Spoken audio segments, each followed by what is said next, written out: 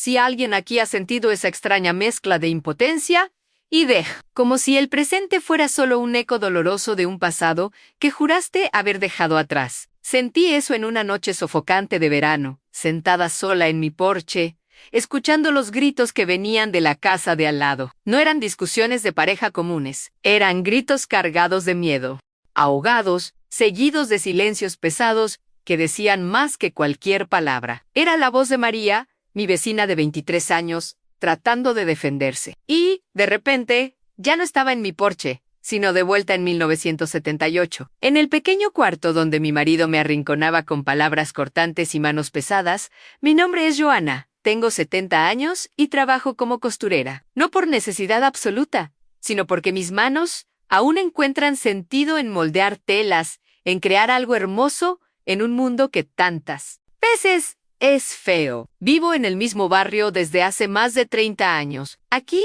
todo el mundo conoce a todo el mundo. Pero eso no significa que todo el mundo sepa todo el mundo. Mucho de lo que sucede queda escondido detrás de muros altos y sonrisas falsas. Aprendí eso temprano, tanto en mi propia vida como observando la de los demás. Y, desde hace unos meses, la casa de María ha sido un recordatorio cruel de esa verdad. Cuando se mudó, hace poco más de un año, parecía una chica llena de vida. Siempre traía una gran sonrisa, me daba los buenos días con un entusiasmo raro y a veces me pedía un botón, una cremallera, un retazo de tela para improvisar algo. Veía en ella un poco de la niña que fui, llena de sueños y creyendo que el amor era suficiente para aguantar cualquier tormenta. Su marido, Rodrigo, no lo conocía muy bien, pero ya en el primer mes percibí un aire de arrogancia en las pocas veces que nos cruzamos. Miradas que nos saludaban, un tono de voz siempre un poco más alto de lo necesario. Al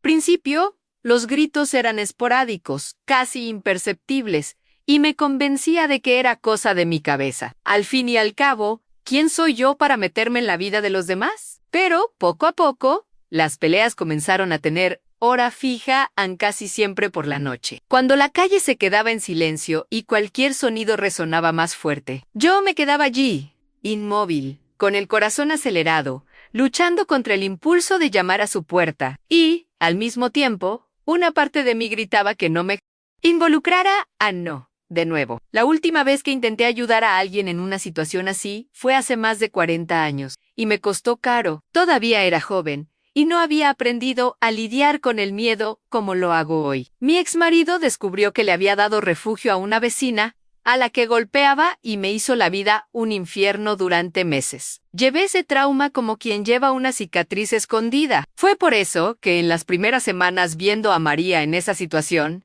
elegí el silencio. Me convencí de que no era mi responsabilidad. Pero la verdad es que el silencio pesán no es neutro. Se acumula como polvo, se infiltra en los rincones de la conciencia, hasta que se vuelve imposible de ignorar. Cada vez que oía a María llorar, recordaba las noches en que yo misma me encogía en la cama, intentando no hacer ruido para no empeorar las cosas. Cada vez que Rodrigo golpeaba la puerta con fuerza, mi cuerpo reaccionaba como si fuera conmigo. No era solo empatía, era memoria. Y entonces, una noche de viernes, todo cambió. Estaba cerrando mi máquina de coser cuando oí un ruido diferente, más seco, seguido de un gemido bajo. Corrí al porche y vi a María en el suelo del garaje, intentando levantarse. Rodrigo estaba parado en la puerta, con los brazos cruzados, como si nada hubiera pasado. Cuando se dio cuenta de que yo estaba mirando, simplemente cerró la puerta. Fue en ese momento que algo dentro de mí se rompió por completo. Yo sabía que si le daba la espalda en ese instante,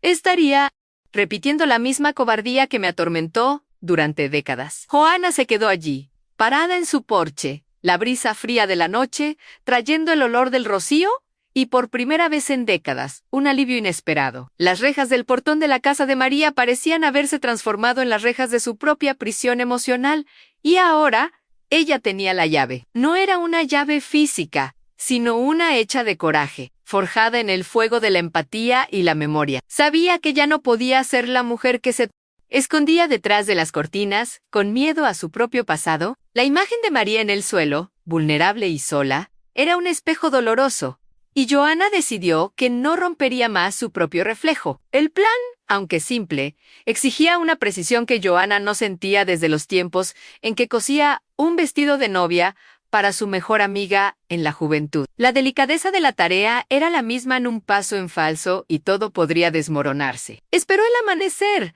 un momento de paz ilusoria que parecía ser el preludio perfecto para la tormenta que se acercaba. A la mañana siguiente, vio a Rodrigo salir en coche, la arrogancia en su rostro reflejada en la luz tenue de la mañana. Ese hombre, que se creía el dueño del mundo, no imaginaba que una señora de 70 años, con agujas e hilos, sería su ruina. Con la bolsa de tela en la mano, Joanna caminó hasta la puerta de la casa de María. El corazón le latía fuerte, un tambor rítmico que hacía eco de sus miedos, pero ya no podía retroceder. Llamó a la puerta y la voz temblorosa de María le hizo recordar su propia juventud.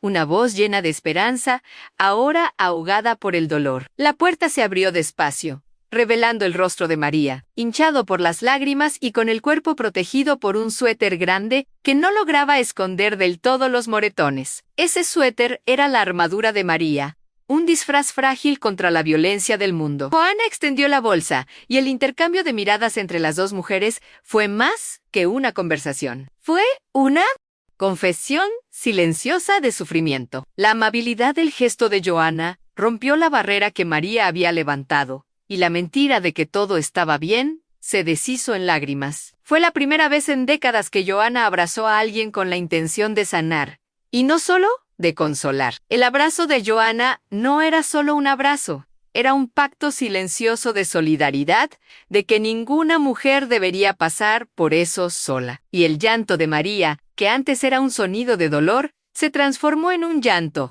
de alivio, un desahogo de años de sufrimiento. Las siguientes horas las pasaron con Joanna y María en el sofá de la sala, una frente a la otra, con un té caliente en las manos y el silencio lleno por la historia de María. Ella contó sobre el amor que se transformó en miedo, las promesas rotas, la vida que imaginó que tendría, la soledad que la consumía. La historia de María era, en muchos aspectos, la historia de Joanna, una tragedia repetida en una nueva generación. Y con cada palabra de María, Joanna sentía una punzada de dolor en su propio corazón, como si estuviera reviviendo su pasado. Pero, esta vez, Joanna no era la víctima, era la confidente, la protectora, la voz de la experiencia. El amor no lastima, mi niña, dijo Joanna, sus palabras resonando con la sabiduría de quien ya había vivido y sobrevivido una tormenta similar. El amor no aprisiona. El amor no tiene miedo. Lo que él siente por ti no es amor. Las palabras de Joanna fueron un bálsamo para el corazón herido de María. Una verdad que ella necesitaba desesperadamente escuchar. La llamada a la comisaría de mujeres fue el primer paso hacia la libertad de María, un acto de valor que Joanna, en su juventud, no tuvo. Joanna se convirtió en la guardiana de María, la sombra protectora que la acompañó en cada paso del camino. Juntas fueron a la comisaría y Joanna sostuvo la mano de María mientras ella contaba su historia a los policías. La firmeza de Joanna, su voz tranquila y segura, le dio a María la fuerza necesaria para enfrentar a su agresor. La denuncia fue el primer ladrillo en la construcción de la nueva vida de María, una vida sin miedo y sin violencia. La familia de María, que la había abandonado, la recibió de vuelta con lágrimas y gratitud, y Joanna fue aplaudida como la salvadora, la heroína. Pero Joanna sabía que no era una heroína, era solo una mujer de 70 años que finalmente se había liberado de sus propias cadenas. La soledad de Joanna fue sustituida por la compañía de María, y el silencio de su casa, que antes era pesado, se volvió un silencio de paz. Ella no sabía qué pasaría con Rodrigo, y no le importaba. Su venganza no era el castigo de un agresor, sino la liberación de una víctima. Joanna siguió cosiendo, pero ahora, cada puntada en cada tela era un acto de amor y sanación. Cosía no solo ropa, sino los pedazos de su propia alma, los fragmentos de un pasado que por fin había superado. Y en su porche, en noches frías, Joanna se sentaba y miraba la casa vacía de María. Y el silencio ya no era una prisión, sino la melodía de una nueva vida. El pasado, sin embargo, es una sombra que no siempre se disipa por completo. La paz conquistada por Joanna era frágil, como la seda fina que solía manejar. El rostro de Rodrigo, con su arrogancia fría, aún acechaba en sus noches. Sabía que la liberación de María era solo el comienzo de una larga batalla. La denuncia estaba hecha, pero la justicia, lo sabía por experiencia propia, no siempre era rápida o eficaz. En su juventud, Joanna había intentado buscar ayuda, pero la desconfianza y el machismo de la época la habían silenciado. Las autoridades, entonces, veían la violencia doméstica como un asunto de familia. Había aprendido, de la manera más dolorosa, que la ley no siempre protege a quien más lo necesita. Fue esta memoria amarga la que la llevó a una nueva fase de su viaje. Joanna no podía simplemente salvar a María y luego volver a su rutina. Sentía la responsabilidad de ser una voz para todas las mujeres silenciadas,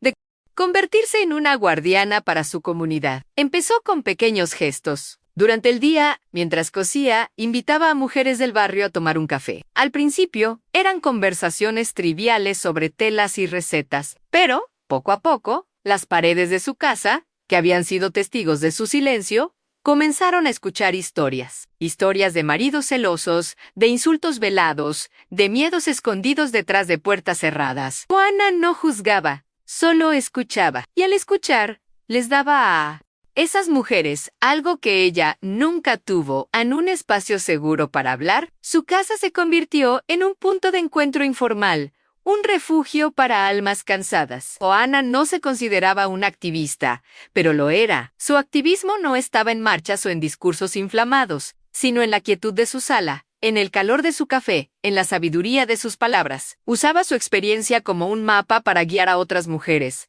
mostrándoles que la salida existía, que el miedo podía ser enfrentado. Las animaba a registrar incidentes, a buscar apoyo psicológico, a reconstruir sus vidas. No podía salvarlas, pero podía darles las herramientas para salvarse a sí mismas. Su relación con María, mientras tanto, florecía. María visitaba a Joanna con frecuencia, trayendo consigo una sonrisa que ahora era genuina. Estaba viviendo con sus padres, estudiando diseño de moda en la universidad, y se estaba redescubriendo a sí misma. María veía en Joanna no solo una salvadora, sino a una mentora, una amiga, la madre que no se dio cuenta de que necesitaba. Pasaban tardes enteras en la máquina de coser de Joanna, María aprendiendo el oficio, y Joanna, a su vez, aprendiendo sobre la juventud, sobre sueños que no habían muerto, solo dormido. La noticia de que Rodrigo había sido formalmente acusado y que se había emitido una orden de restricción contra él llegó como una victoria para las dos. Pero la mayor victoria de Joanna no fue el castigo de un agresor,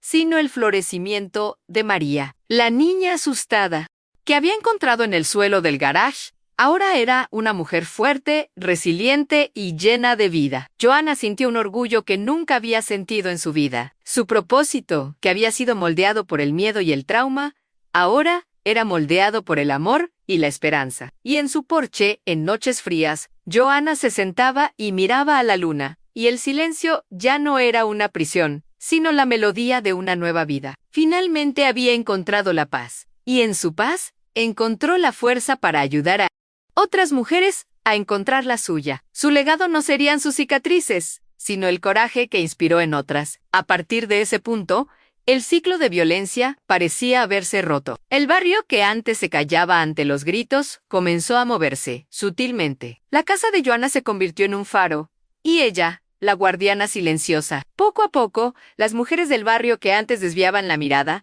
ahora se saludaban con un asentimiento cómplice, una sonrisa de entendimiento. La historia de María, que Joanna se aseguraba de contar a todas las que se acercaban, era un recordatorio de que el silencio no era la única opción. Era una semilla plantada en suelo fértil, y Joanna veía las pequeñas flores de coraje brotando en cada esquina. La vida de Joanna, antes predecible y aislada, adquirió nuevos contornos. Las tardes pasadas cosiendo ahora estaban llenas no solo de hilos y agujas, sino de risas y desahogos. María se convirtió en su aprendiz más dedicada, y juntas crearon un proyecto. Con los retazos que Joanna guardaba, comenzaron a confeccionar bolsos y pequeñas piezas de artesanía. El dinero recaudado lo donaban a una institución que apoyaba a mujeres víctimas de violencia. Era un acto de amor y de reparación. María, con su mirada de diseñadora, le daba un toque moderno a las piezas, y Johanna, con su sabiduría, les enseñaba la precisión y la paciencia. Los bolsos se convirtieron en un símbolo de fuerza,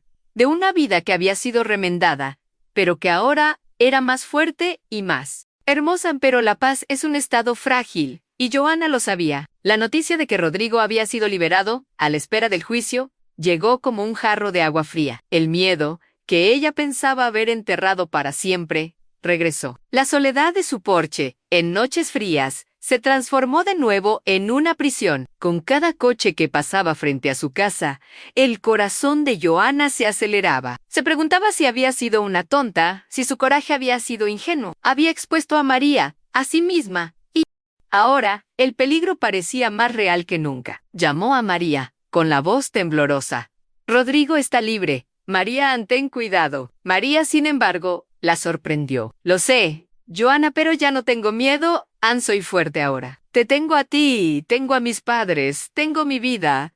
Ya no puede hacerme daño». Las palabras de María fueron un bálsamo para el alma de Johanna. El coraje que había plantado en María había crecido, florecido. La semilla que había sembrado se había transformado en un árbol robusto, y la sombra protectora que Johanna había intentado ser, ahora era una sombra compartida, un refugio mutuo. La historia de Johanna y María se convirtió en una leyenda en el barrio. La vieja costurera y la joven diseñadora se convirtieron en un símbolo de resistencia. Y cuando el juicio de Rodrigo finalmente tuvo lugar, la sala del tribunal estaba llena de mujeres del barrio, todas ellas luciendo una pequeña pieza de artesanía hecha por las dos. Johanna, sentada al lado de María, ya no era solo una costurera. ¿Costurera? Era la prueba viviente de que el coraje se puede coser, de que la solidaridad se puede bordar en cada puntada. Su voz, que pensó haber perdido para siempre, era la voz de todas esas mujeres que, un día, fueron silenciadas. Y el silencio, que antes era una prisión, ahora era una promesa. El silencio del fin de la violencia. El silencio de un nuevo comienzo.